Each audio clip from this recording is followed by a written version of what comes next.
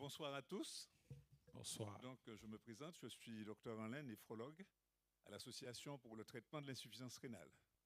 Et mon coéquipier, docteur Augustin Banza, est lui-même médecin à l'ODRA, qui est une association frère ou sœur, comme on voudra, en Guadeloupe.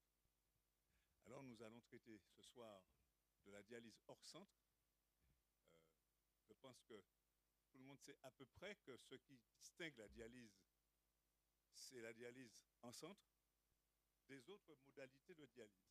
La dialyse en centre qui se fait dans un établissement, un hôpital le plus souvent, qui dispose de toutes les commodités, en particulier d'un corps médical, d'un équipement, de la réanimation et aussi de la capacité à recevoir des malades en toutes circonstances et en toutes situations. Et là, la dialyse en centre s'est développée évidemment dans nos pays, que ce soit dans l'outre-mer ou que ce soit en France, mais de manière un peu plus inégale. Aujourd'hui, j'ai observé que la dialyse en centre représentait 60% de nos dialysés au 31 décembre 2024, alors qu'en France, elle représentait 51%. La dialyse hors centre, 40% chez nous et 48% en France. Ceci nous interpelle parce que récemment encore, le ministère s'est mis en tête de modifier toute la réglementation de la dialyse en France qui repose sur des décrets datant de septembre 2002, comme tout le monde le sait. Alors, aujourd'hui, nous allons recevoir des interventions intéressantes sur une des modalités de la dialyse hors centre, la dialyse péritonéale, et une autre encore plus intéressante, l'hémodialyse à domicile par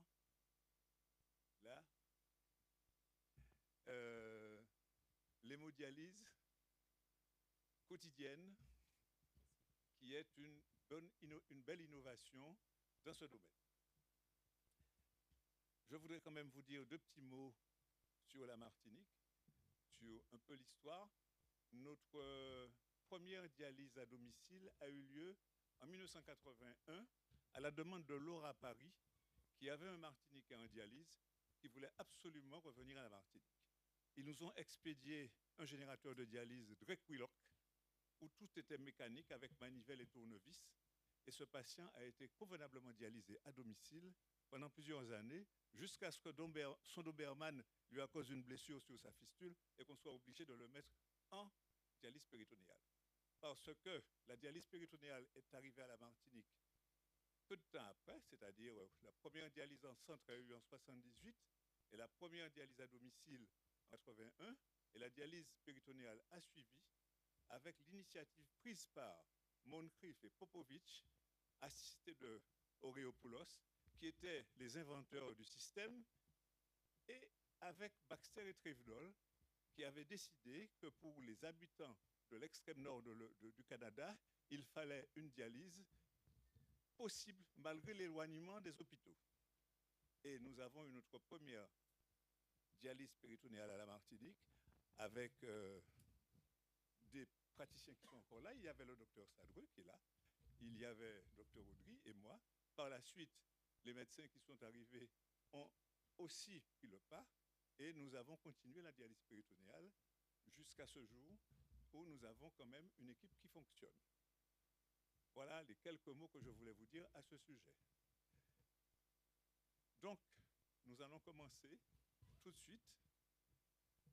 Et avant de commencer, je vais donner la parole, je vais demander à Dr Augustin Banza de s'adresser à vous en tant que modérateur de la Guadeloupe. Merci pour la parole et merci pour ce brillant speech. Voilà, donc je pense que vous avez tout dit, vous avez tout balayé. Donc sans perdre trop de temps, donc on va introduire l'intervenante de ce soir. Donc nous appelons le docteur Maeza pour nous parler de l'activité de dialyse péritonéale à la Martinique, l'expérience de la tire. Vous avez 15 minutes. Voilà.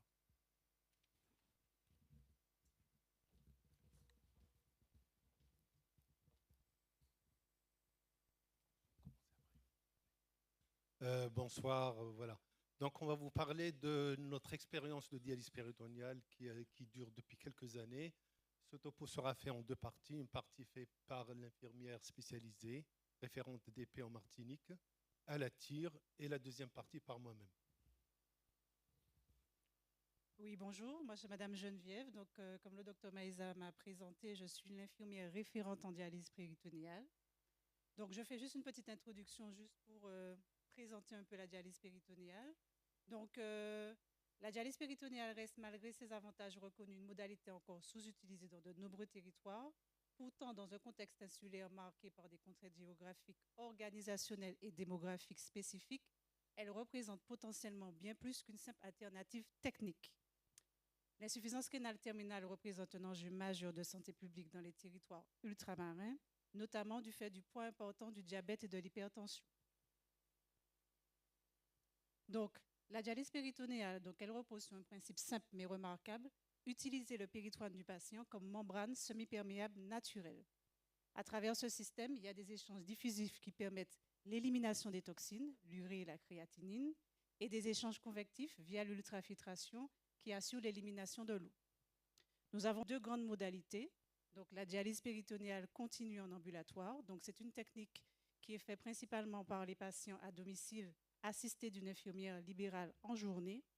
Et nous avons la dialyse péritonéale automatisée, où nous utilisons un cycleur. Et grâce à cette technique, les patients, majoritairement autonomes, peuvent se dialyser et être en journée libre.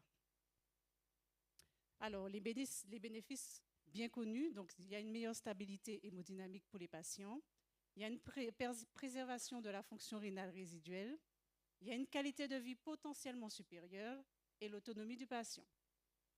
Donc, selon le plan des recommandations internationales, la dialyse péritonéale est considérée comme une modalité de première intention possible, en particulier chez certains profils, les patients jeunes, justement parce que ça leur permet une certaine autonomie, mais aussi de pouvoir continuer à travailler, les patients avec une comorbidité cardiovasculaire ou souhaitant une prise en charge à domicile. Donc, organisation pratique locale. Donc, chez les patients en dialyse péritonéale, donc, il y a un cathéter de Tinkoff qui est posé au bloc opératoire par un chirurgien urologue. Donc, il y a des lavages et un démarrage généralement qui se produit avec l'équipe du CHUM. Donc, il y a une formation de l'infirmière libérale qui se fait par moi et ma collègue à la tire. Et nous assurons la livraison et l'installation du domicile du patient et un suivi médical et une surveillance. Donc, comment fonctionne la dialyse péritonéale? Donc, comme j'ai dit précédemment, on utilise le péritoine du patient, qui est une membrane d'échange. Donc, on commence toujours par un drainage. Ensuite, il y a un remplissage et après, il y a un temps de stage en fonction du médicament que le médecin a prescrit. Donc, le rôle de l'infirmière en dialyse péritonéale, donc à la demande des médecins néphrologues, quand il y a un patient qui souhaite la technique, donc en première intention, il y a une visite du domicile qui est faite. Donc, on évalue l'environnement du patient pour s'assurer qu'il y a une adéquation avec les exigences de la dialyse. Donc, le logement est propre, il est fonctionnel, que le patient est en capacité aussi de recevoir, parce qu'il faut savoir aussi que quand on fait les visites à domicile, nous pouvons avoir des réticences au niveau de la famille, qui finalement réalisent que cette technique-là peut être contraignante. Vérifier le respect des procédures d'hygiène, identifier les difficultés rencontrées par le patient à domicile et renforcer l'éducation thérapeutique et apporter un soutien personnalisé. Donc, nous faisons aussi de l'éducation et de la formation. Nous formons les infirmières libérales qui peuvent prendre en charge le patient et son entourage, parce que parfois la famille souhaite aussi participer aux soins de son parent. Enseigner les règles d'hygiène et d'asepsie afin de prévenir les infections éventuelles, parce que c'est une technique qui est très sensible aux infections. Expliquer le fonctionnement du matériel et les procédures d'échange, que ce soit pour la technique de DPCA ou la DPA. Favoriser l'autonomie du patient dans la réalisation de son traitement à domicile et évaluer régulièrement les connaissances et les compétences acquises. Donc,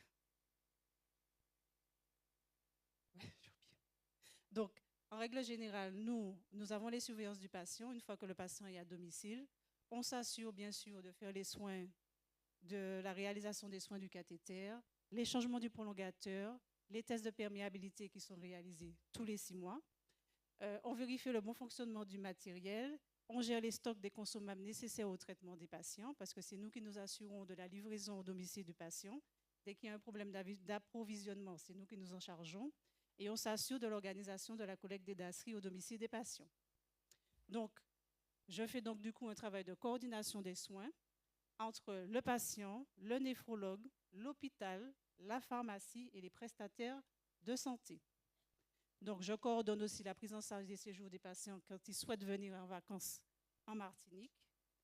Et même pour nos patients résidents qui souhaitent partir aussi dans un autre pays. J'organise des rendez-vous, examens et hospitalisations si nécessaire. Je réponds aux demandes et aux urgences signalées par les patients et les infirmiers à domicile. Et je participe aux réunions de suivi et à la continuité des soins. Donc, les avantages de la dialyse péritonéale, donc par rapport à ce que je viens de vous dire, c'est un traitement à domicile. Ça permet une autonomie pour le patient parce que du coup, le patient, surtout pour les patients qui choisissent la technique de nuit, d'avoir une certaine liberté, de pouvoir travailler, de pouvoir voyager aussi, parce que, bien sûr, vu qu'on organise les soins pour que le patient puisse partir en vacances, pour certains patients qui ont ce genre de loisirs, ça peut être un plus. Et ça préserve plus longtemps la fonction rénale résiduelle. Et ça réduit les déplacements du patient entre l'hôpital et son domicile. Et c'est un intérêt particulier, surtout pour les patients jeunes qui sont en attente de greffe et qui ont un éloignement géographique. Les inconvénients, bien sûr, il y a le risque infectieux. Il y a la nécessité d'une éducation thérapeutique forte. Il faut être très présent au niveau des patients pour s'assurer que les recommandations sont respectées. Il y a une contrainte logistique, forcément, puisque vu qu'on amène le matériel au domicile du patient, donc il faut s'assurer que chez le patient, ce soit possible. Et il y a aussi l'épuisement de la technique sur le long terme qui peut être privilégié. Alors, donc là, je rappelle juste, en dialyse péritonéale en 2026, nous avons majoritairement des patients en DPCA qui font les échanges de jours et 10% de patients qui utilisent le cycleur avec la technique de nuit.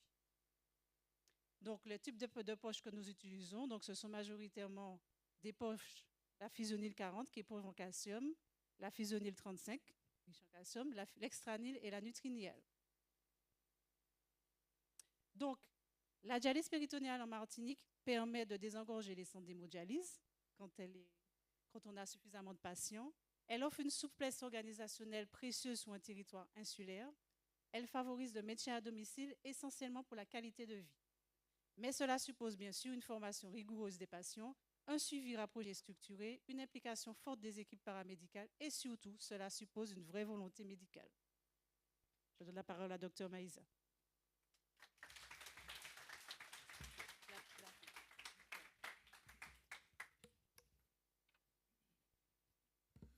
Alors, là, tout le monde sait que l'incidence et la prévalence de l'insuffisance rénale chronique notamment ne cesse de progresser. Heureusement, on constate une stabilité ces dernières années. Et là, cette diapo représente l'entrée en dialyse des patients année par année depuis 1980 jusqu'en 2002.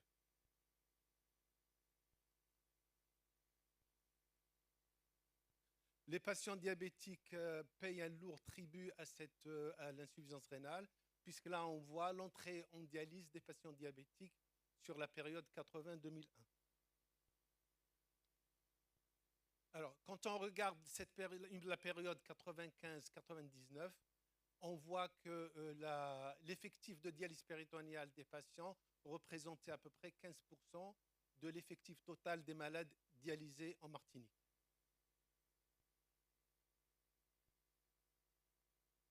Alors, où est-ce qu'on en est aujourd'hui? Au jour d'aujourd'hui, on constate qu'on a une baisse très significative de l'activité. Actuellement, on a 12 patients en dialyse péritonéale sur l'ensemble de 690 patients dialysés au total en Martinique et avec un coefficient de 2% des dialysés. Et donc, on a constaté que l'activité est en forte diminution. Sur ces patients, on voit qu'il n'y a pas de différence sur le sexe ratio. L'âge est à peu près 65 ans. Les étiologies essentiellement diabète et les néphropathies vasculaires. Alors, cette diapositive représente les effectifs de dialyse péritonéale sur 2 périodes, 95-99 et 2020-2026. On voit qu'on a toujours eu un nombre de patients en dialyse péritonéale stable, à peu près 50 patients par année. À partir de 2019, on voit qu'il y a une chute libre de l'effectif, où en 2019, on arrivait à avoir 9 patients, et qu'en 2026, on a actuellement 2 patients rentrés en dialyse péritonéale. On a essayé de comprendre qu'est-ce qui s'est passé, ou les facteurs qui sont les freins qui font que l'activité a baissé énormément. On s'est demandé est-ce que les patients choisissent moins la technique. Et en regardant de près les patients qui ont accepté la technique, donc les patients qui avaient accepté d'être visités, le domicile a été visité, et qu'il n'y a pas eu de contre-indication émise par l'infirmière qui a visité, que tout se passait bien, et qu'on voit qu'en fin de compte, moins de la moitié des patients visités qui étaient censés être en dialyse péritonéale rentrent ou sont inclus dans la technique. En 2018, par exemple, l'infirmière a visité 32 patients, 19 patients seulement étaient rentrés en technique. Et en 2026, 12 patients ont eu la visite du domicile, donc théoriquement qui avaient accepté la dialyse péritonéale comme technique d'épuration. Et finalement, il n'y a que 2 patients qui ont eu la pose de cathéter et pris en dialyse péritonéale. Là, on a essayé de voir un peu, d'identifier les freins. Alors, il y a quelques freins qu'on a identifiés, d'autres freins qu'on est en train de rechercher. Des freins qui sont liés aux patients, c'est la peur de la technique. Il y a certains patients, notamment certains conjoints, qui n'ont pas compris au départ les enjeux de la dialyse péritonéale. On a eu beaucoup de couples qui, en comprenant bien les enjeux, finissent par rebrousser chemin. La peur des infections et surtout aussi la peur de la gestion de la maladie à domicile. C'est des familles qui comprennent que la pathologie rentre dans le domicile, contrairement à l'hémodialyse où les malades viennent faire leur dialyse, rentrent chez eux, et donc la famille n'est pas tellement impliquée dans le soin. Les freins médicaux parfois implicites, surtout je pense les habitudes de prescription. On va peut-être vers le plus simple, peut-être un manque de motivation active de la part des néphrologues, ou peut-être le manque de formation, ou des néphrologues qui sont passés essentiellement dans les services d'hémodialyse ou des services de néphrologie qui faisaient beaucoup moins de dialyse péritonéale. Et c'est normal, on aime bien aller vers ce qu'on connaît que vers l'inconnu. Il y a des contraintes sociales, parfois les logements sont inadaptés, mais là, en tout cas, on est entouré d'assistantes sociales, d'équipes très actives, et parfois on a des patients qui ont été récusés au début à cause du logement, mais en voyant avec les assistantes sociales, avec les mairies, on arrive à reloger les malades, on arrive à enrôler le malade dans la technique quand même. L'isolement, dans certains cas, les patients étaient tellement isolés qu'on ne pouvait pas imaginer de faire cette technique, mais en fin de compte, après, on a changé de vision, parce que finalement, ces patients, on les mettait plus en dialyse péritonéale, en DPCA, avec un passage d'infirmière 3 ou 4 fois par jour, et qui faisait, avec l'aide de l'assistance sociale, on arrivait quand même à rentrer ces patients dans la technique. Et puis, dans certains cas, il y a les difficultés d'adhésion à une technique autonome. On peut avoir aussi ça peut être lié à des problèmes d'organisation, nécessité d'une équipe formée et disponible, notamment à l'hôpital, parce qu'il faut comprendre que l'hôpital, c'est le plus grand recruteur de patients qui rentrent dans l'hémodialyse ou la dialyse péritonéale. Les centres privés aussi, via leurs consultations. Il y a des fois des défaillances dans le lien ville-hôpital, ou bien des fois des défaillances avec les infirmières libérales. On a eu des cas où les infirmières libérales étaient partantes pour faire la technique et qui nous ont lâchés à la dernière minute. Et faute de solution, le malade a été renvoyé vers l'hémodialyse. Alors, le deuxième frein qu'on a cherché à comprendre, c'est de regarder le ratio, les patients rentrant, est-ce que les patients, quand ils rentrent en dialyse péritoniale, ils y restent ou pas? Malheureusement, on voit que beaucoup de patients qui rentraient en dialyse péritoniale sortent, ou peut-être ce pas les mêmes malades, mais chaque année, on a à peu près le même nombre de malades qui rentrent et de malades qui sortent. Donc, on a essayé de regarder ces malades, pourquoi ils sortent. Et on a identifié, ce n'est pas exhaustif, on est en train de travailler dessus encore. On a identifié 3 causes. 2 causes qu'on ne peut pas modifier, c'est le décès et la greffe. Mais la 3e cause, c'est le changement de technique. Les changements de technique sont multiples. Et là, on se demande, est-ce qu'on a été vraiment au bout? Est-ce qu'on a bien essayé de garder le malade en dialyse péritoniale, mettre tout en œuvre? Donc, c'est sur cette fraction de malades qu'on va essayer de travailler. Alors, pour les perspectives, je passe la parole à Séverine. Merci.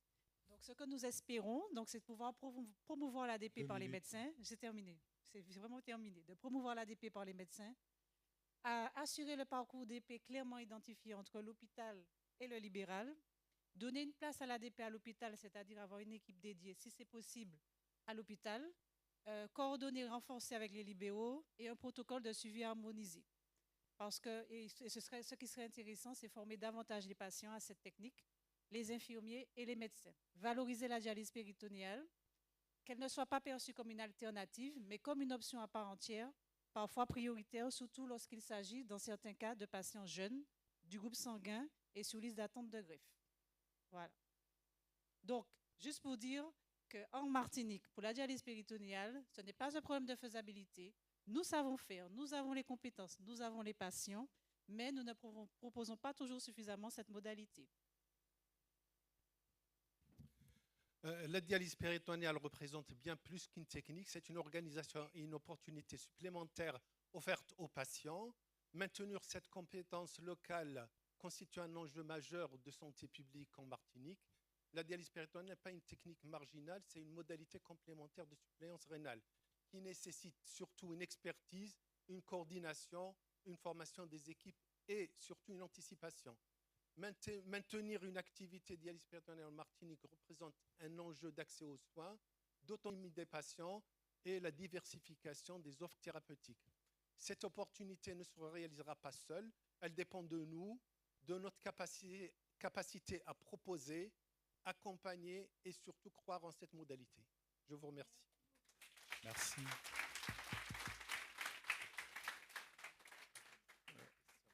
Merci pour la présentation. Nous allons passer aux questions. Voilà. Je suis désolé, je vais être provocateur là. C'est un cas d'école ce que vous nous proposez. Pour travailler sur le sujet, moi je ne crois pas à la modification brutale de croyances des patients en 2019. Donc pour moi, c'est un problème d'investissement de l'équipe de néphrologues et d'information. Je vous présenterai demain quelques données, là, je parlerai de reins, mais moi, expliquez-moi pourquoi en 2019, les croyances des patients ont changé aussi brutalement. Donc moi, j'ai une question, est-ce que les néphrologues en charge de la DP ont changé en 2019? Alors, les néphrologues n'ont pas changé.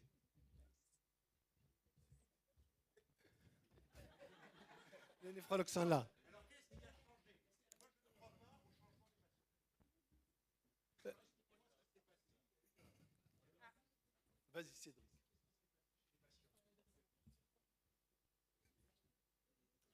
Non, si on regarde, parce que la chute, elle se fait pas en 2019. Il y a un gap entre 2002 et 2019 qu'on n'a pas. On n'a pas les données, de ce que j'ai cru comprendre. Si on regarde ce qui s'est passé entre les années 2000 et 2019, il y a une chute brutale drastique du nombre de néphrologues sur le territoire. Il y a une chute et une augmentation permanente et continue de la courbe de prévalence de la maladie rénale chronique au stade de suppléance. Donc en fait, il y a une inadéquation qui s'est faite entre l'information des patients en pré-suppléance et la suppléance. Et donc en fait, il n'y a plus personne pour informer les patients, il n'y a plus personne pour les mettre en DP. On a perdu en compétences infirmières à l'hôpital. L'équipe n'a plus existé. On a perdu en compétences pour la pose de cathéter. Et à partir de ce moment-là, l'activité a chuté. C'est un problème d'offre de soins et la clé, c'est la décision partagée. OK. Une autre question, docteur Noto. Oui. Alors, merci, docteur Maïsa, et merci aussi, madame Geneviève. Je suis un ancien quand même de... J'étais là, j'ai fait 4 ans. C'est vrai que j'ai été un peu choqué, la chute brutale, parce que j'ai connu qu'on a maintenu l'activité on avait au moins plus de 30 patients, je me rappelle. Mais j'ai été vraiment surpris par rapport à cette chute, en sachant que 2021, avant que je ne parte, on a mis en place le parcours MRC Stade 4-5, qui vraiment avait pris de l'ampleur, qui drainait au moins 400 patients, si je ne me trompe pas. Je ne sais pas si à la TIE aussi, il y a parcours MRC Stade 4-5. Je suis d'accord avec et peut-être professeur Moran. Est-ce que nous proposons, c'est peut-être l'infirmière de parcours qui peut nous dire, quand en consultation, est-ce qu'on a proposé l'ADP comme technique? Alors, je pense qu'il y a des facteurs qui font que, avant, il y avait une activité qui était très importante. Dans le passé, il faut rappeler qu'il y avait une équipe dédiée d'infirmiers. Il y avait 2 infirmiers à l'hôpital dans le service de néphrologie. Leur travail, c'est que de la dialyse péritoniale. Et ces infirmiers allaient jusqu'au bloc opératoire assister avec l'urologue. Dans le temps, ce n'était pas les urologues, c'était les viscéraux qui posaient les cathéters, assister.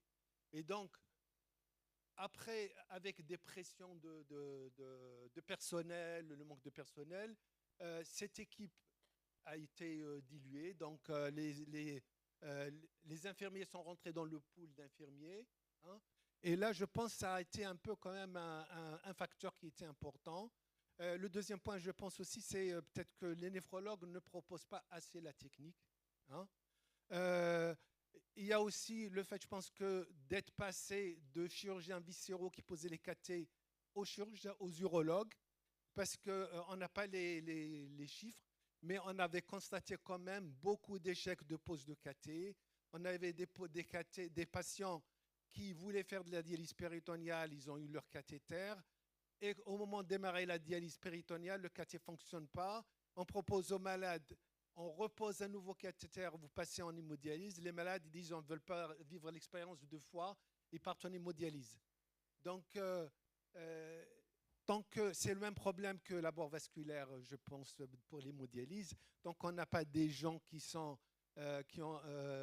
prennent cette activité à bras le corps. Les urologues, comme les chirurgiens cardiovasculaires, ils font surtout du cardiovasculaire moins que de fistule. Là, les urologues font plus de l'uro que de cathédialyse péritoniale. Oui, docteur Maïsa, ça fait il y a plus de 10 ans et j'étais ici. Et on savait que la dialyse péritoniale, il y avait plus de 50 malades. On est arrivé jusqu'à 75. Comme vous l'avez dit, l'ARS recommande jusqu'à 20% de dialyse péritoniale sur le cohorte de patients dialysés. Nous, en Guyane, on a toujours pris comme référence la Martinique, compte tenu de ce que nous avons vécu ici, ce qui a été fait et dans quoi on était formé. Et je suis vraiment choqué et que depuis 2019, la Martinique, la référence soit à ce stade. Ce n'est pas la compétence qui manque, ce n'est pas la technicité qui manque, ce n'est pas l'expérience qui manque, mais nous pensons que le goulot d'étranglement, ça doit être au niveau personnel, à 2 niveaux, comme on vient de dire, le paramédical et surtout les médicaux, les néphrologues.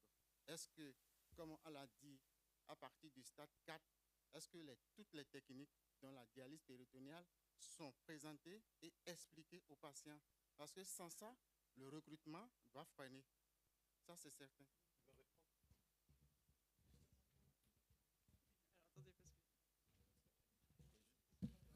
Juste pour répondre, on travaille là-dessus, mais il y a un truc qui est important dans l'ADP, c'est qu'il faut que tout le monde y croit pour y aller. Parce que quand vous faites les formations aux patients, vous pouvez être persuadé que vous lui proposez de l'ADP. Et la réalité, et Lucie va peut-être en parler, je vais la laisser parler, mais la réalité, c'est l'équipe.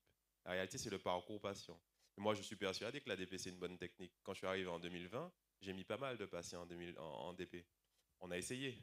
Mais quand ils reviennent tous avec une infection de caté, une infection de l'orifice, voire des péritonites, l'équipe en elle-même commence à se dire, en fait, c'est peut-être pas une bonne solution. Et là, vous faites douter tout le monde. Vous faites douter votre infirmière, vous faites douter les infirmières d'hospice, vous faites douter les médecins et les patients doutent. Donc, en fait, pour regagner confiance, il faut avoir des solutions de pause qui sont opérationnelles et optimales. Et c'est pour ça qu'on va s'orienter plutôt vers nous-mêmes poser les catés pour nous-mêmes, par nous-mêmes, en se disant que si on fait quelque chose, on va le faire mieux que ceux qui le font juste pour le faire. Voilà. Bonjour. Bon, merci beaucoup. Bonsoir, excusez-moi, je vais prendre la parole. Je suis Dr John, un des médecins du service de néphrologie. Donc, je suis un peu ancienne du service et j'ai vu l'évolution de la dialyse péritonéale, comme on le dit, le bateau qui a coulé brutalement. Et si on regarde bien la chute entre 51 patients et 9 patients entre 1900, il y a un truc rouge dessus, on n'arrive pas à voir. C'est quelle année du coup? Voilà, 99-2019, ça fait combien d'années? Voilà, donc moi je pense que la chute n'a pas été brutale, ça a été très progressif. Alors, donc, il y a plusieurs niveaux à mettre en cause par rapport à cette chute. Déjà, comme on l'a dit, l'orientation des médecins vers la dialyse péritonéale, parce que je pense qu'avant l'équipe de l'éducation thérapeutique, il y a déjà le médecin qui doit déjà rassurer le patient par rapport à cette technique. Et quand le patient va voir l'infirmière d'éducation thérapeutique, c'est beaucoup plus approfondir, expliquer, montrer le matériel et poser des questions. Voilà, donc du coup, je ne sais pas sur les autres CHU des Antilles-et-Guyane, je ne sais pas comment se passe l'évolution, peut-être qu'on en saura un peu plus. Mais il y a l'orientation du médecin et aussi il y a au niveau chirurgical. Parce que je me rappelle, à l'époque, Dr Beaubron n'est pas là, c'est elle qui était responsable de la dialyse péritonéale. Je me rappelle les mardis, chaque fois qu'on faisait des staffs patients compliqués, et on arrive au niveau de la dialyse péritonéale, la phrase qu'elle disait, c'était voilà la méthode qui marche le plus parce qu'on n'a jamais de patients à présenter, c'est la méthode qui marche bien.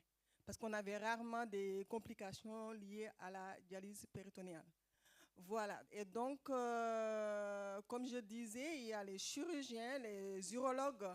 On a assisté à la perte d'un des urologues qui posait le plus de cathéters de dialyse péritonéale en urologie, et il y avait moins de complications à l'époque.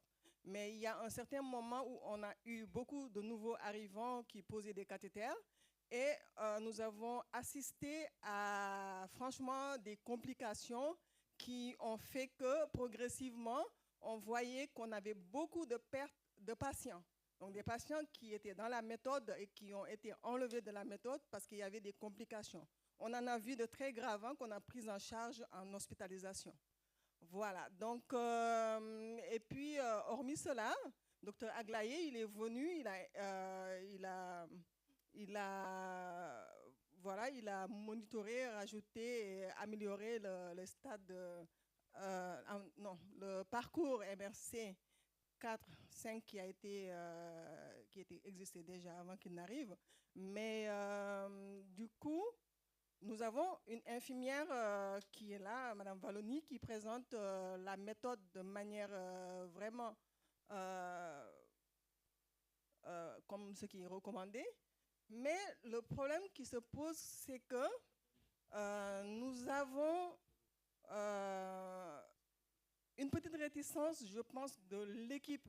Parce que souvent, elle se pose des questions. Qu'est-ce qui se passe? Pourquoi les patients sortent? Pourquoi les patients sont déviés? Parce que ça aussi, c'était un grand problème. Et elle m'a signalé beaucoup de niveau des questionnements que les familles posent, que les patients posent.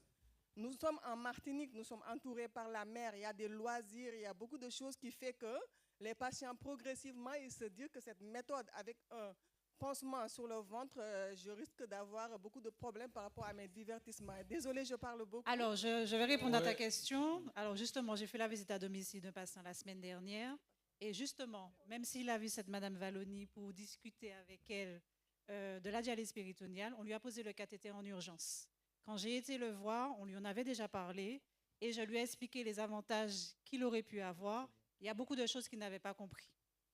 Et donc, du coup, le fait de faire la visite à domicile avec le patient et de leur expliquer réellement comment ça va se passer, les possibilités qu'il peut avoir, ça l'a rassuré, qui fait que là, aujourd'hui, il se dit que finalement, il a eu raison de choisir cette technique. Ok. Bon, c'est bon pour aujourd'hui. Bon, écoute, on remercie le docteur Maïsa et Madame Geneviève pour la présentation. Nous allons appeler, nous allons passer à notre présentation. Nous allons appeler docteur Moriol pour parler de l'expérience de l'ASTER sur l'activité d'hémodialyse quotidienne à domicile. Voilà. Vous avez la parole, vous avez 15 minutes top chrono. Merci. Bonsoir tout le monde. Du coup, comme le docteur l'a dit, je suis Doris Calmo-Moriol. Je suis néphrologue au CHU de la Martinique et aussi à l'ASTER. Et aujourd'hui, ce soir, je vais vous partager notre expérience de l'hémodialyse quotidienne à domicile.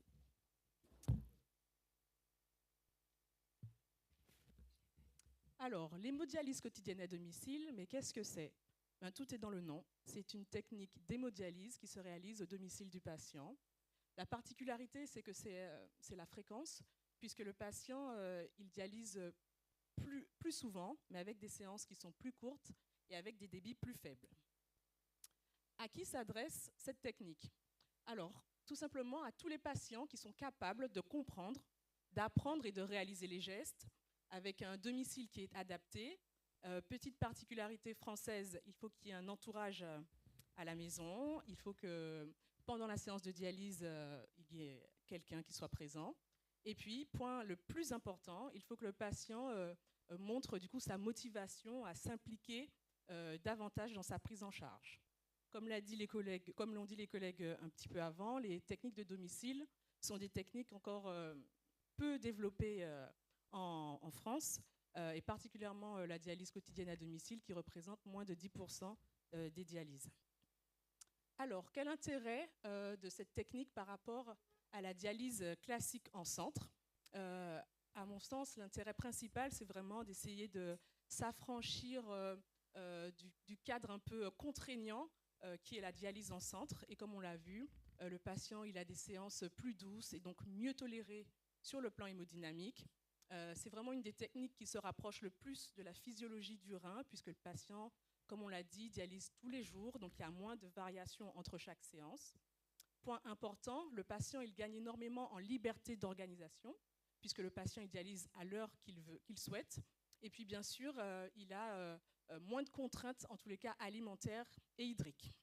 Donc vraiment, la HDQ, c'est une des dialyses qui permet de faire c'est une des techniques qui permet de faire une dialyse le plus personnalisée et qui est le plus centrée sur le projet du patient. Alors, à l'ASTER, l'aventure elle a débuté en 2019 et depuis, l'activité s'est progressivement développée grâce à l'expérience et aussi à l'implication des équipes. Donc, depuis le début du programme, 19 patients au total ont été formés à l'ASTER. On voit que ce sont des patients jeunes, avec un âge moyen de 45 ans. Et depuis le début du programme, plusieurs patients ont été greffés. Donc on voit que la HDQ peut faire partie du parcours de nos patients greffés. Bien sûr, des patients décédés, certains patients qui sont retournés en centre.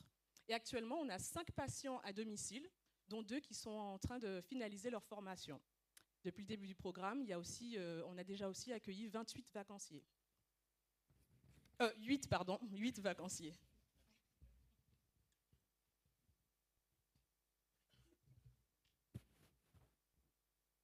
Oups. Alors, bien sûr, pour qu'une activité comme ça se développe, elle doit reposer sur une équipe dédiée. Donc le patient, il n'est pas, c'est pas sur lui seulement que repose la technique. Il y a bien sûr tout un écosystème qui est déployé autour de lui. Donc à l'Aster, on a un néphrologue qui est référent et puis une équipe domicile qui est dédiée avec des infirmiers qui sont formés à notre cycleur de domicile. Nous, on utilise la Fresenius NxStage. Je précise que je n'ai aucun conflit d'intérêt.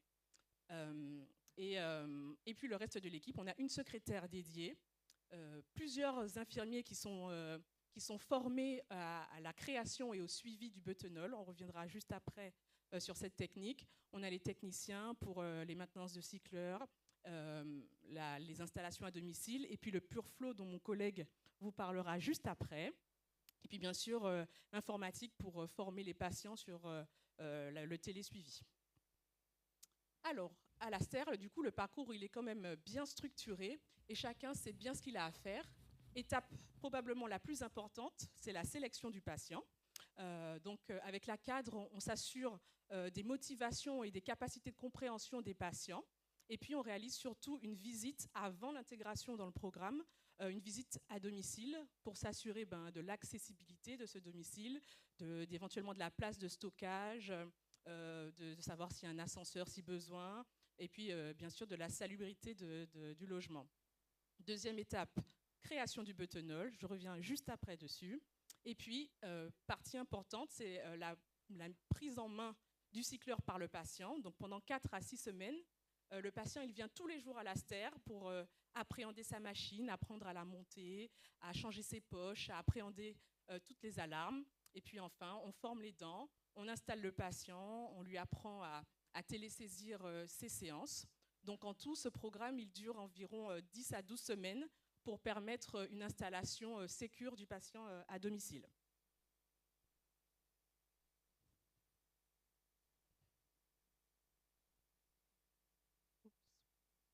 Alors, petit zoom sur la technique du butanol, technique qui a été choisie pour pouvoir créer un trajet au niveau de la fistule. Donc du coup, c'est une technique qui est exigeante et qui repose du coup sur l'expertise de notre équipe. Donc on a vraiment des infirmiers qui sont dédiés. Et puis surtout, à l'Aster, on a fait le choix, quand il y a un nouveau patient qui commence la dialyse à domicile, d'avoir vraiment le même infirmier pendant les 14 jours pour créer ce trajet. Avec vraiment une ponction au même endroit, le même angle, la même profondeur, la mise en place de clous en fin de séance pour s'assurer de la cicatrisation du trajet. Et puis, on sait que cette technique, elle a quand même montré quelques avantages avec moins d'échecs de ponction, moins d'hématomes, moins de douleurs, moins d'anxiété, un temps d'hémostase qui peut être réduit, et puis aussi la diminution de la formation de l'anévrisme.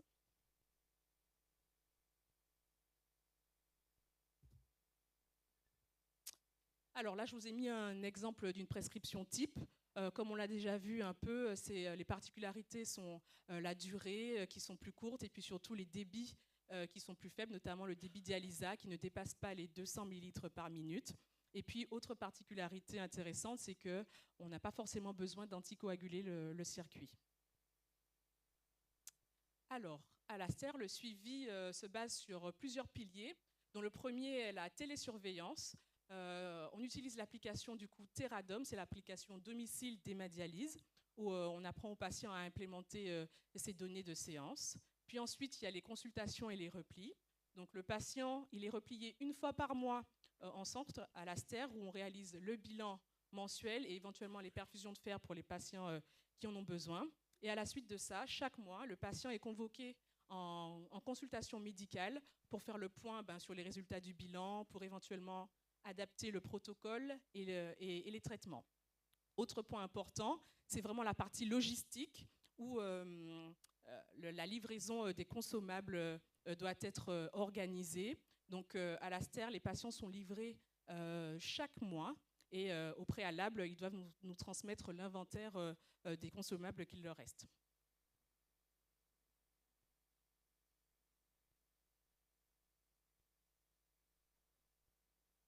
Alors, les difficultés qu'on rencontre sont surtout sur le recrutement du patient. Donc, comme on l'a déjà dit mes collègues un peu avant, Les patients, ils nous expriment souvent la peur de ramener la maladie à la maison et de l'imposer à leur entourage. Autre chose importante qu'on entend, c'est l'appréhension qu'ils ont de l'autoponction, même si on voit qu'une fois que cette appréhension est passée, que les patients prennent en main leur buttonol, ils veulent vraiment plus qu'aucune personne ne s'approche de leur fistule. Aussi, on l'a évoqué tout à l'heure, la majorité de nos patients commencent en centre d'hémodialyse classique. Donc c'est vrai qu'ils ont un petit peu l'habitude de la sécurité du centre et c'est un petit peu plus difficile des fois après de leur faire passer le cap et de rentrer à domicile avec la technique de dialyse. Bien sûr, on a parlé de la disponibilité des aidants et puis de l'accès vasculaire sur lequel je ne reviendrai pas, le buttonol, on en a parlé. Donc ces difficultés nous montrent que l'HDQ domicile nécessite une sélection qui est rigoureuse du patient et puis surtout d'un accompagnement adapté tout au long du parcours.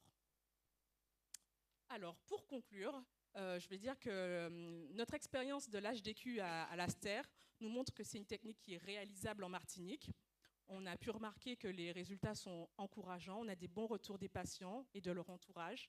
Cette technique, elle nous permet de remettre du coup au centre du propos le projet de vie du patient et le patient lui-même.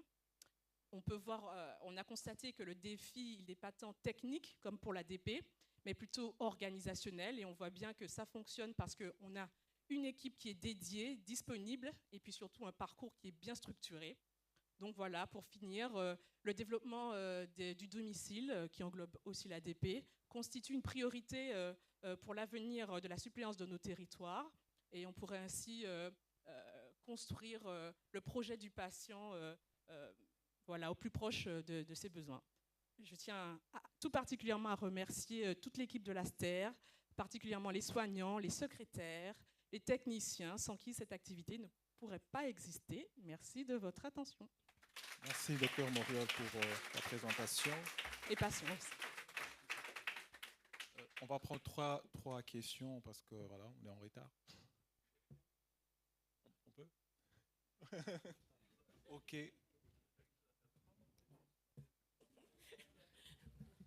Alors, merci pour votre très belle présentation et cette dynamique. Donc j'avais un commentaire, une question. Le commentaire, en fait, c'est que là, vous nous montrez une dynamique qui est l'inverse de la dynamique de la DP. Donc la question que je me pose toujours, c'est est-ce que c'est une croyance patient? Est-ce que c'est une différence d'efficacité entre l'HDQ et la DP? Ou est-ce que c'est un choix d'offre de soins? Et donc derrière ce commentaire, c'est maintenant ce qu'on aime bien, parce qu'on voit bien que c'est un même profil de patient qui est candidat pour la DP ou l'HD, l'autonomie à domicile. Ce qu'on développe maintenant, c'est des équipes paramédicales de dialyse à domicile. Et ce sont les mêmes équipes qui gèrent le patient en DP ou en HDQ, puisque maintenant on fait des switches DP et HDQ. Donc ma première question, c'est est-ce que vous avez une même équipe de dialyse à domicile? Est-ce que c'est la même équipe qui a ce super projet que vous avez présenté d'HDQ et de DP? C'est ma première question. Ma deuxième, très rapide, c'est est-ce que vous autorisez l'HDQ sur des cathéters vasculaires, ce que nous ont apporté nos collègues belges? Maintenant, on le fait aussi dans l'Hexagone, où en fait, c'est tout à fait possible de faire de l'HDQ sur cathéter vasculaire. Merci. Alors, du coup, là, pour répondre à la première question, c'est vrai que l'hémodialyse quotidienne, on la pratique à l'Aster, qui est une structure privée, et pas du coup au CHU et peut-être pas dans les autres structures. Donc, c'est pas du tout la même équipe. Il n'y a pas une même équipe domicile qui gère à la fois la dialyse péritonéale et à la fois l'hémodialyse quotidienne.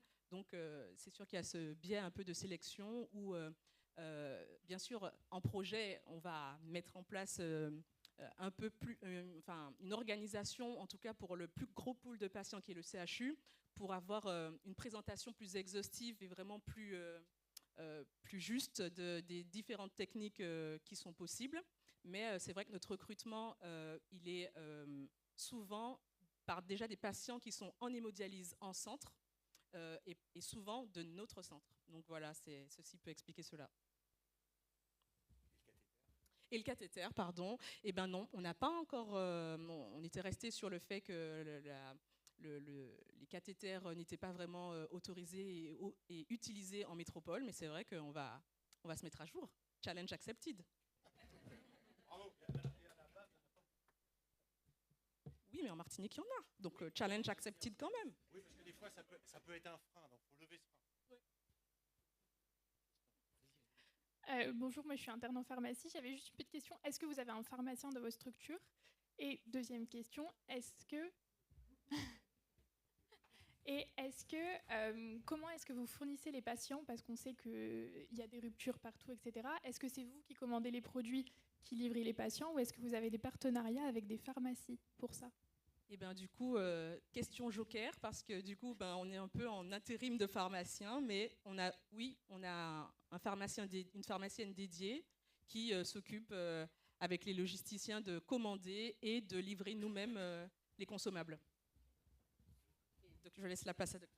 Non, je voulais juste dire que l'histoire de la dialyse quotidienne à domicile à l'Aster a commencé tout simplement avec un de nos patients, drépanocytaire SS, qui nous a dit « Mais pourquoi je ne pourrais pas faire de la dialyse quotidienne? Ce serait mieux pour son problème de surcharge, en fait de tout. » Là, on s'était dit « Comment ?» Et là, j'étais allée voir l'équipe d'Alençon. Justement, c'est là où j'ai vu qu'on faisait de la dialyse quotidienne à domicile sur cathéter, avec une dame qui faisait son. Et donc, challenge, on s'est dit, et pourquoi pas? Et en fait, tout le monde a été stimulé à l'Aster pour faire ça. Et c'est lui, notre premier patient. C'est pourquoi on peut mettre n'importe qui vraiment avec des choix. Et je pense que c'est à nous de proposer aussi aux patients, parce qu'on a un patient retour de greffe après 37 ans de greffe. Et en fait, quand j'ai commencé à lui parler, je lui ai parlé de « Ah bon, ça existe, la dialyse à domicile ». Donc je pense que c'est notre rôle profond, l'ADP, tout ça, c'est notre challenge de proposer aux patients ces différentes méthodes. Voilà, l'histoire de la dialyse à domicile a commencé avec un patient très lourd et ça a marché.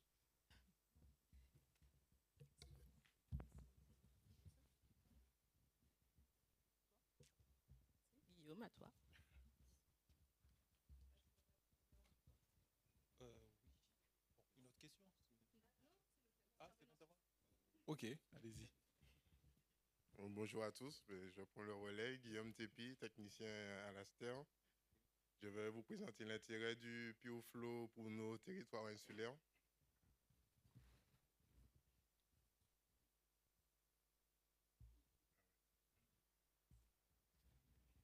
Donc pourquoi le PureFlow? Donc là, on va aborder le sujet du PureFlow pour la fabrication du dialysa. Là, donc ici, le PureFlow et en haut, le cycleur NX Stage. Donc pour le stockage à domicile, donc, précédemment a été abordé les problématiques d'acheminement des produits sur nos territoires. Nous faisons face à des difficultés, tout ce qui est transport et tout. Donc on limite grandement le stockage et l'acheminement de poches de dialysa grâce à la fabrication du dialysa que le PureFlow permet. Une consommation d'eau réduite. Ça aide le développement de l'hémodialyse à domicile. Pourquoi? Parce que chez certains patients, par exemple, qui ont des réticences face au stockage des consommables, à la quantité, avec le PureFlow, sur des habitations plus petites, ça permet de convaincre plus facilement le patient. Une transition écologique parce que ça permet de moins de déchets, moins de déplacements et de transport de consommables. Ce sera peut-être plus visible pour vous sur les prochaines diapos. Et puis, comme j'ai dit, une importation de consommables limitée.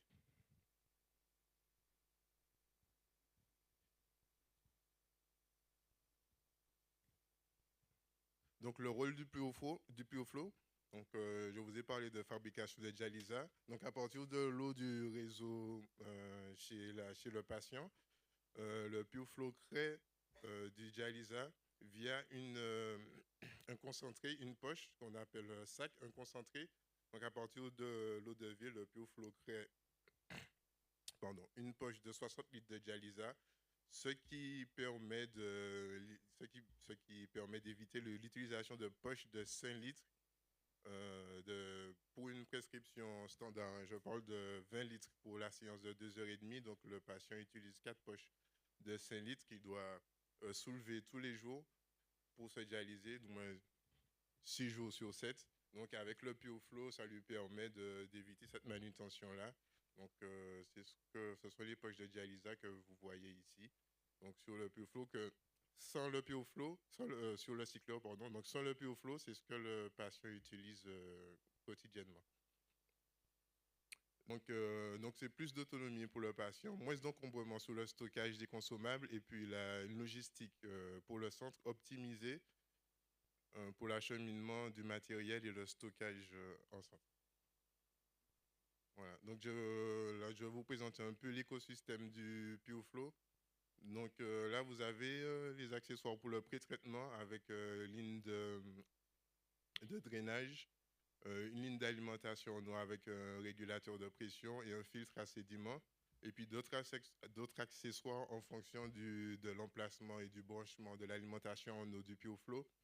Donc, on a la possibilité de choisir des accessoires. Là, une unité de contrôle, donc c'est ce qui permet de faire fonctionner le PureFlow. Ici, vous avez la cuve qui contient un sac. C'est le sac, le concentré pour la création du dialysa. Donc, dans cette cuve, une résistance, enfin, c'est une cuve chauffante avec un capteur aussi de fuite d'eau. Donc, voilà. Donc, le patient, au moment de la fabrication de son sac de dialysa, il met le sac plié et voilà. Durant la fabrication, le sac se remplit et après, le patient peut se dialyser. Là, vous avez un élément essentiel qu'on appelle le PAC. Donc, c'est un peu l'unité de traitement d'eau.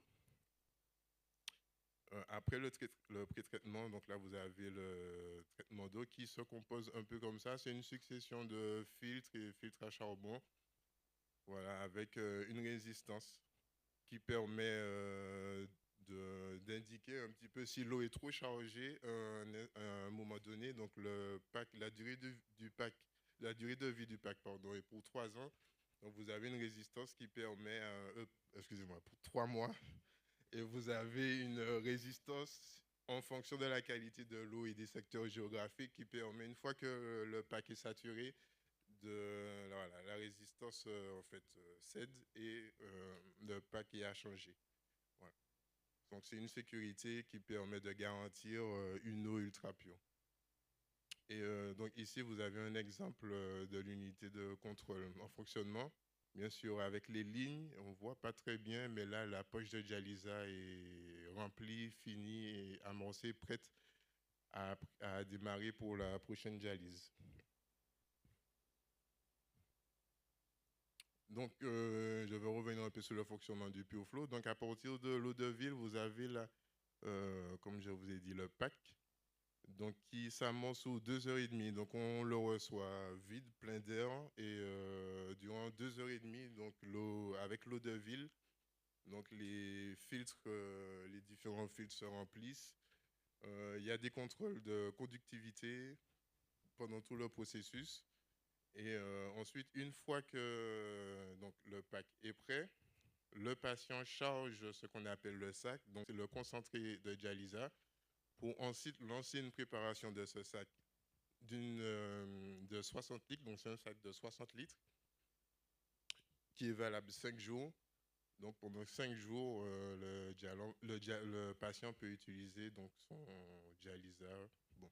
Pour une prescription standard, c'est donc 3 séances de 20 litres.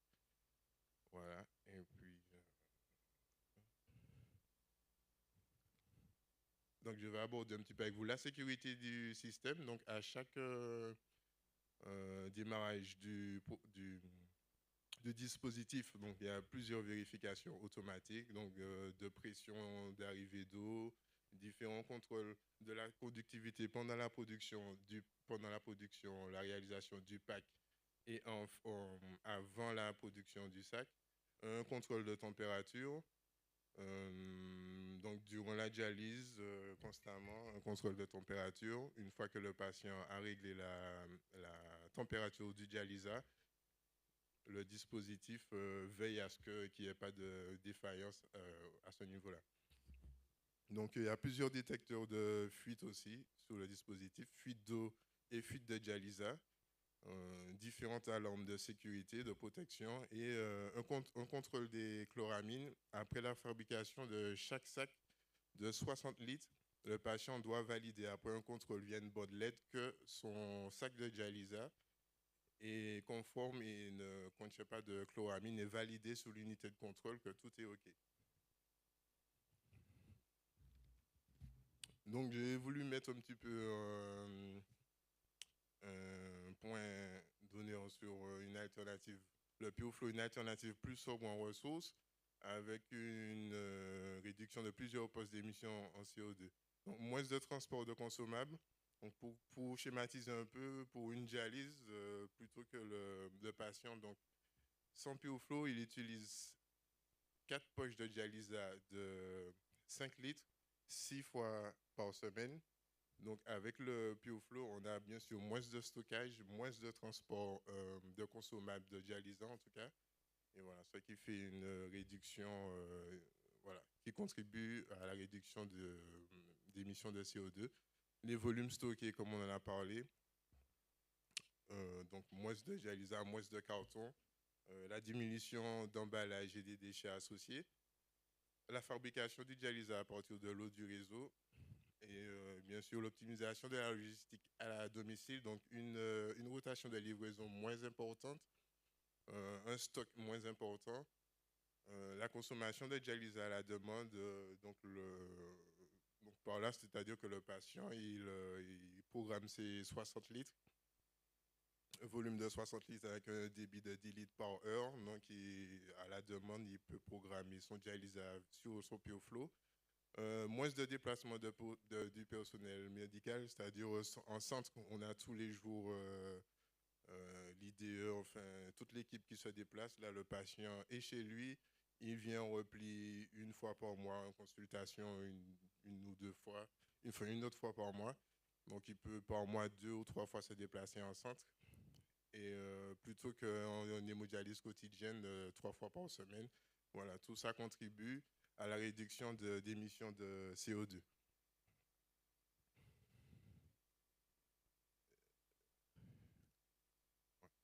J'ai aussi voulu mettre en avant une consommation d'eau moins importante avec le PureFlow.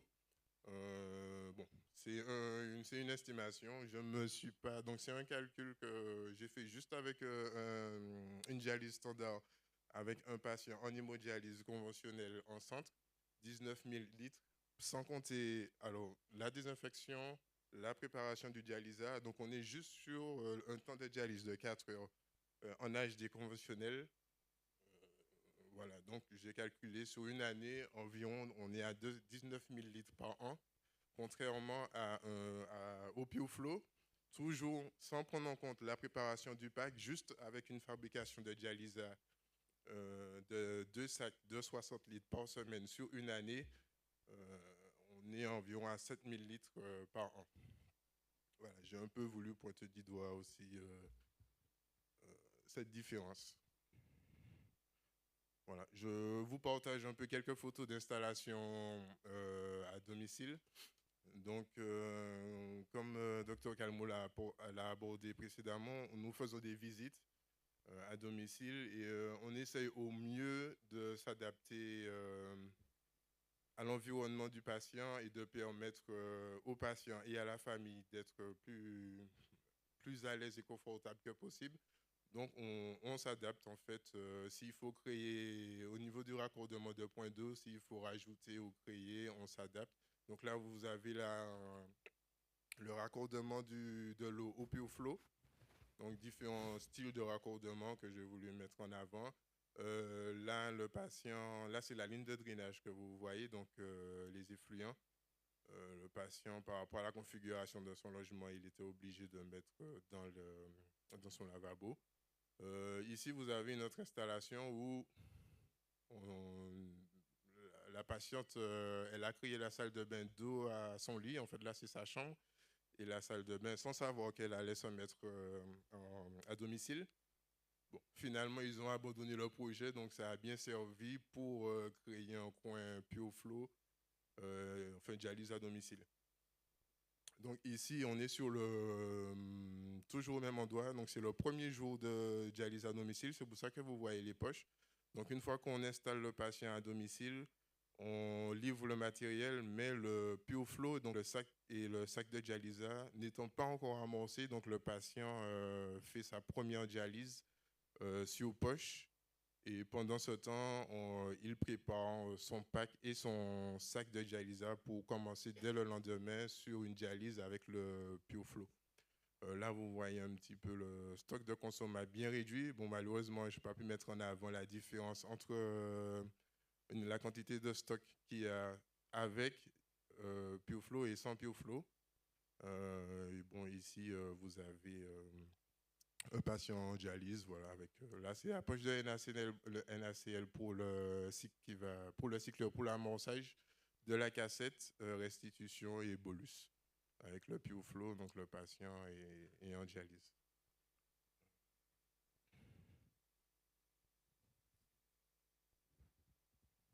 Donc, pour conclure, le PureFlow est une solution adaptée au territoire ultramarin.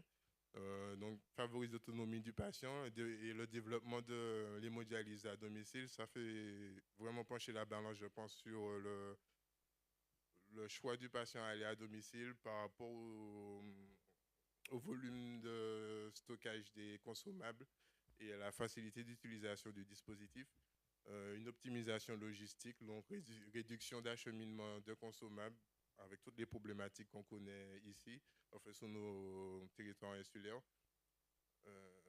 Réduction de l'impact environnemental, moins de déchets, moins d'eau, et puis moins de transport quotidien, et puis adaptation aux réalités insulaires, une réponse aux enjeux spécifiques de la Martinique, Guadeloupe et Guyane. Voilà.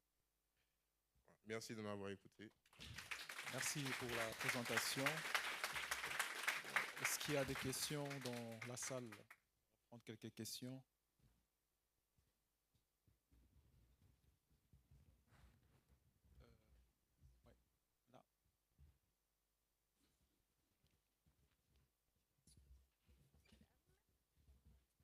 Bonsoir tout le monde. Donc, je suis Anne-Emmanuelle Fagour, pharmacienne PUI à Tien et Éther.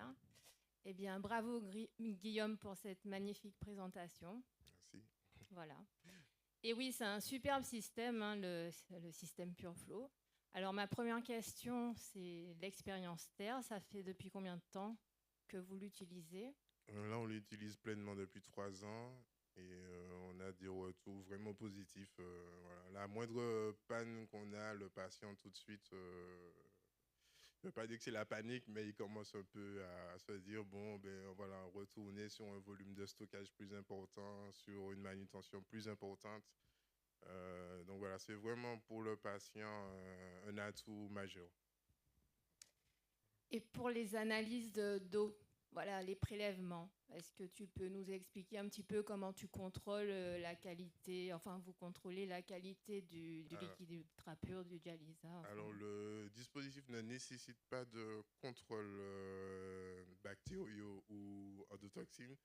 Avec les résultats, nous on regarde les résultats donc, du fournisseur d'eau en fonction de la commune, du secteur du patient, du fournisseur d'eau. En général, en Martinique, l'eau est assez bonne. Et comme j'ai dit, dans le pack, donc la solution de filtration d'eau du PureFlow, une fois que l'eau est trop chargée, il y a une protection qui permet de stopper l'utilisation de ce pack et de le changer.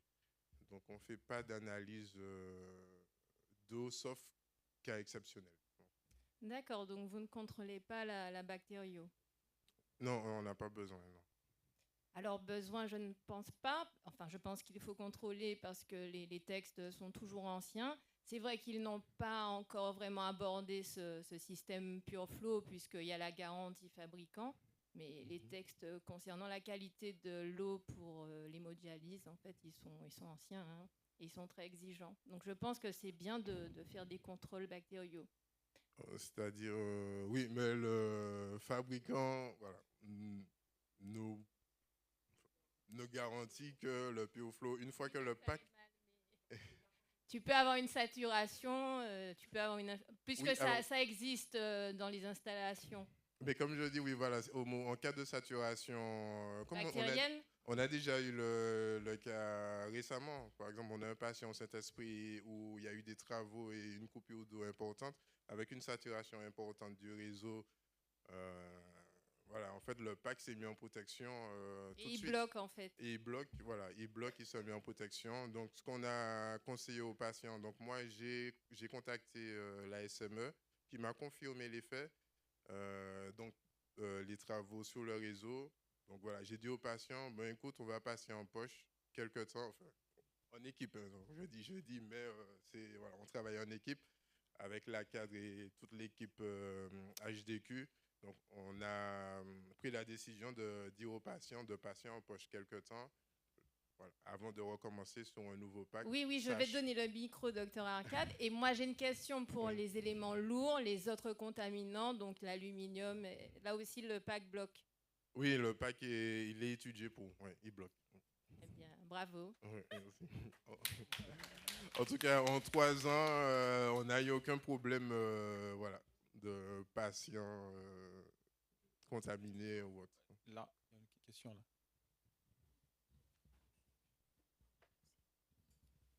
Donc, il n'y a pas de risque de formation de biofilm sur le long cours? Non, parce que, en fait, la problématique qui pourrait se poser, c'est sur la poche de dialysa. Oui. Mais la poche de dialysa, le système se met en sécurité au-delà de 5 jours. Par exemple, le patient n'utilise pas ses 60 litres de dialysa sur 5 jours. Le système se met en alarme, en arrêt. Donc là, le patient il est obligé de vidanger sa poche de dialysa et de repartir sur une nouvelle poche.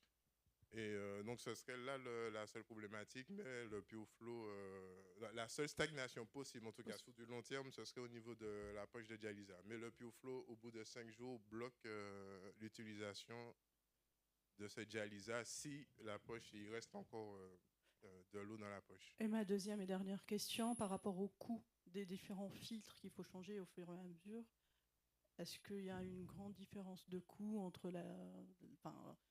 les poches qui vont être faites à un grand centre et livrées ou avoir sa propre eau à domicile? Ah oui, on est sur des coûts beaucoup bien moindres parce qu'on a la chance d'être sur un territoire où on a une qualité d'eau quand même pas mal. Du coup, les packs, du retour d'expérience que j'ai par rapport à certains techniciens en métropole, dans certaines régions où leur pack dure peut-être 1 mois et demi, et ici, ils sont des fois surpris de savoir que moi, le patient, je mets au moment du changement du pack. Donc, on essaie que le technicien change le pack chez le patient, donc tous les 3 mois. Au moment du changement du pack, je me mets un rappel dans 2 mois et demi, presque 3 mois. En tout cas, 1 semaine avant les 3 mois. Ben, en général, une fois que l'échéance est arrivée, ben là, le patient aussi a cette alerte-là. Donc, on a cette chance-là quand même qui permet au pack de durer assez longtemps et donc réduire la rotation sur l'année du changement de pack et diminue les coûts de consommation.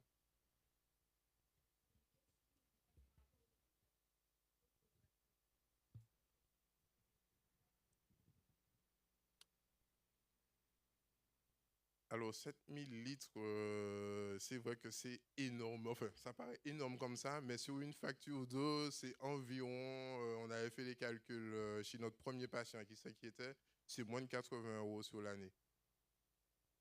Mais n'empêche que les dents qui est normalement le proche de la famille, a quand même une rémunération pour la technique, pour le... Il y a une indemnisation par la sécurité sociale pour le coût de l'électricité et de l'eau. Ah, désolé, je ne savais pas. La réglementation a l'air d'être spéciale pour ce type de traitement d'eau. Parce que, bon, est-ce qu'il y a des textes qui valident ce type de traitement d'eau? Alors, je ne vais pas rentrer en profondeur sur la réponse de la question, mais on travaille avec Frésinus. Et si Frésinus a eu l'autorisation de déployer le système sur le territoire, avec toutes les normes que ça induit, je pense qu'aujourd'hui, on peut utiliser sans problème. Et sans compter que c'est un système qui a un recul non négligeable autre part qu'en France et que chez nous et en France. Donc, il y a un recul quand même assez important sur son utilisation ailleurs, notamment aux États-Unis. Donc c'est la réglementation européenne ou allemande qui gère ce type de traitement. Hein? Bon, en tout cas, c'est eux qui permettent la mise en service sur le marché français. Mais ça n'empêche pas que si ça a été validé, qu'aujourd'hui on peut l'utiliser. Et nous-mêmes à l'ASTER, nous avons un recul là-dessus. Non, je veux à titre d'information savoir qui a validé. C'est-à-dire, ce sont les Allemands qui ont validé un système qui est utilisé en France, c'est ça. Alors qu'il y a une réglementation qui est assez dure et impérative. Ce que je peux vous garantir, et avec certitude, c'est qu'il y a bien une institution qui a validé la mise en service du PureFlow sur le marché. C'est bon. Ça, c'est sûr.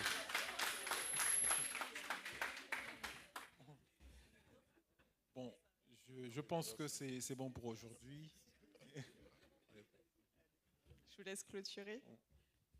Juste pour la session et je ferai... D'accord. Donc, on vous remercie. C'est la fin de cette session parce que les 2 dernières présentations, malheureusement, elles ne vont pas être faites.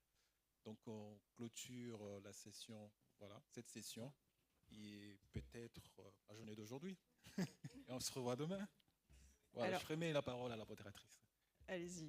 Merci beaucoup à vous deux. Vous pouvez y aller, il n'y a pas de souci. Je vais être brève pour pouvoir clôturer la journée et vous laisser rentrer. Voilà, donc je voulais juste terminer en disant que effectivement les échanges et le contenu qui ont été présentés ont été très riches. On a pu voir de nombreuses techniques, de nombreux protocoles, qui démontrent finalement du foisonnement et de l'émulation de la communauté des néphrologues Antilles-Guyane. Et je retiens aussi que tout ça permet une amélioration et est centré sur l'amélioration du parcours de soins des patients. On a beaucoup parlé d'innovation scientifique, mais je retiens tout de même qu'il y a un sujet non négligeable et qui a été évoqué par plusieurs d'entre vous, l'innovation organisationnelle, parce que finalement, on reste des hommes, avec un grand H, qui se mettent au service d'autres hommes qui présentent des difficultés pour trouver des solutions. Donc je vais conclure sur ça. Je vous remercie pour les plus téméraires pour aujourd'hui et je vous dis à demain à partir de 8h pour une nouvelle journée. Bonne soirée.